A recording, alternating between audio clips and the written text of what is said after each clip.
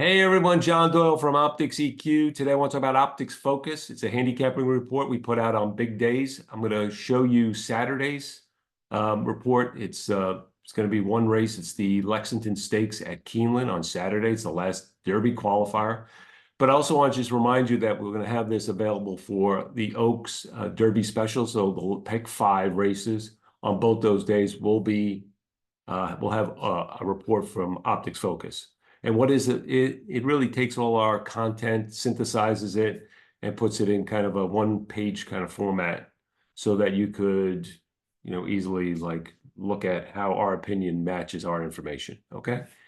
So I'm going to take you through what the fields mean a little bit, talk about it, and maybe talk about this race a little bit too as we go along. Race we already handicap.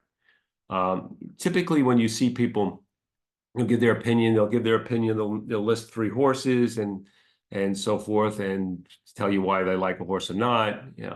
And then basically that's it. What we try to do here is, really kind of lay it out so that you can look at this race, and depending on how the board is going, you may adjust your betting based on it. So as we get into it, I'll explain a little bit more. But first thing we do, if you look up at the race notes, is we label the race. So in this race, we're going to rate this race. Again, it's all predicated on the morning line right now. Until we have odds, we don't know, as a playable race. So we kind of have an understanding of the race. We don't like the post time or the morning line favorite as much. We like somebody better than the morning line favorites. So this is a playable, a long shot we think has a chance to get into the exotics. So this is the kind of race we want to look at and play if that all holds. Confidence level on this race, how confident are we in the information? Yeah, about 70%. 0 to 100 is like the scale on that. And then wagering strategy, value play. Again, it all depends on how the odds shake out, and I'm explaining the kind of play that might be looking at. So let me just clear this. Let's go to look at the report itself. You go down, you're going to get the last 3 run lines on each horse in the race. There's 10 horses in this race. You get their optics notes. You can see over here, you get the optics fig grade and optics notes, the optics figs, so forth, finish position, get today's optics fig range. A lot of information here. And then notice the bottom, a lot more information. But before I go to the bottom, I just want to point out the morning line and F odds. The F odds are the focus odds, what we think the horse should be going off at. So you always want to kind of look at that. Morning line is going to obviously change. So you really want to compare whatever is going on at post time with our odds to see if we think there's value there and so forth. And I'll show you down at the bottom how that kind of plays out. We label each horse. We give a label to a horse. Either we like the horse as a win contender or exotic contender, and then maybe, we like a horse for second, third, and fourth versus third and fourth versus fourth. So when you see under EX, that means we like the horse up into exacta. So he's unlikely to win this horse. We don't like him as a win contender, but he has a chance to hit the board and even possibly finish second. So he is a horse we potentially might want to use in those, depending, again, on the odds. We also have content from our website, kind of from our information, like there's no comparative class advantage or disadvantage for this horse, no comparative fig range or advantage or disadvantage. So this horse, really, there's nothing that's kind of weighing against him or weighing for him in those categories. And then we have this improving or hidden form. And you can see some of that with the better than looked effort and then the improve. This horse has some gait issues, as noted in the notes, but he has a glimpse of ability. This is his first time 2 turns. So he's a horse that may present some value in the underneath positions if he kind of stays in and around his morning line, okay? The Wine Steward is another horse. I'm not going to go down through all the horses, but he's the morning line favorite, so I just want to point him out. We have him as a tier 3 win contender. That means, he has a chance to win, but I think he's cut below the main contender in this race. And we see the main contender as the, scroll down to the number 8, Encino. He's a tier 2. Tier 1 would be a horse that you just probably going to look to single, but as tier 2 is a solid win contender. You typically have 1 to 3 per race. And if you're not getting it down to that, then maybe it's a race you want to pass, or a race you want to spread. But think about in those terms. You want to see who the win contenders are. And we think Encino is the strongest win contender. It's got some things that we don't like in terms of his plot, but he looks like a developing horse. So you can see a young developing progressive type that we put in the notes.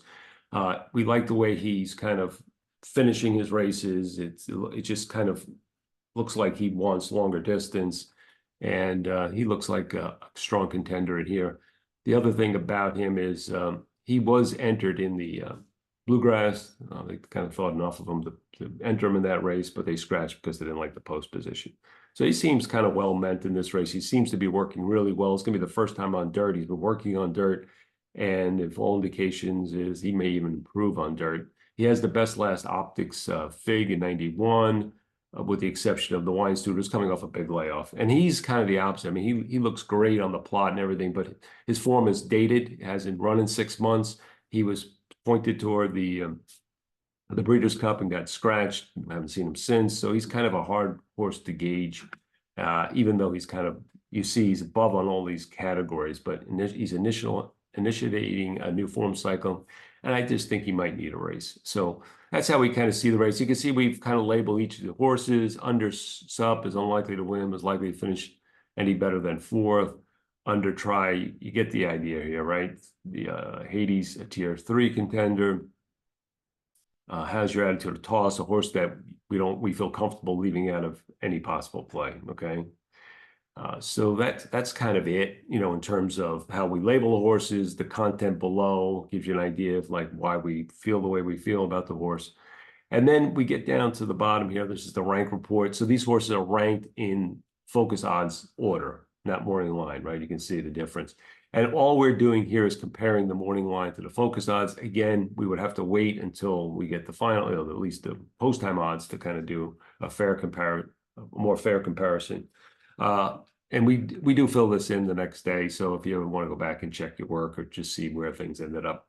But you could see that, pretty much for the most part, every horse is ready with the exception of Encino in terms of edge and Secret Chat. So what we'd like to use is Secret Chat probably in an exacta, and Encino on top would be maybe a potential play. Again, if these odds are the way they are, kind of lay out. And maybe in a trifecta with Encino on top and Secret Chat in third with, the horses that we rank, above him. So, again, 8 over 2, 5, 9, 10 over 1. So that's just some potential plays. We also put information in here in terms of horizontal. So if you're betting a pick 5, pick 6, that's really kind of, maybe even a pick 4, but mostly pick 5s and pick 6s. We have Encino as an A, so we're going to kind of stand with that horse. And then just have some backups on horses that we also rate as win contenders. Notice Secret Chat doesn't meet that criteria because we think he's a better horse underneath. We don't see him as a win contender. But doesn't mean, just because the horse is not a win contender, you can't make him part of your play. And you can understand why we came up with what we came up with based on the way we see the race, the way we lay it out. Okay. So hopefully that it's a little bit different than maybe people are used to, but I think as you start playing around with this and start looking at races, you may rate the Wine Steward higher than us, but at least you are starting to get a sense of maybe how you may play the race and see if there's value there. And this is the way we see this particular race.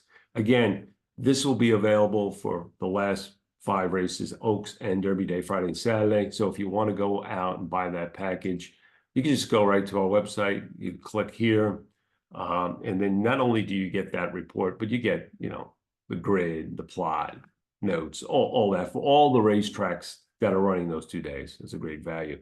There will not be a weekly silver plan available that week. So if you want to buy this Kentucky Derby, and if you want to get this content, then you have to, the focus and stuff, you want to buy this. So just add it to the cart and buy it, and that's it. And hopefully that was useful. Again, good luck Saturday, and good luck in the future in the Derby. Probably do some prelim videos for the Derby. So check us out at Optics Stream. Also check us out on Twitter at OpticsEQ, and then check the website at opticseq.com. Thanks for listening.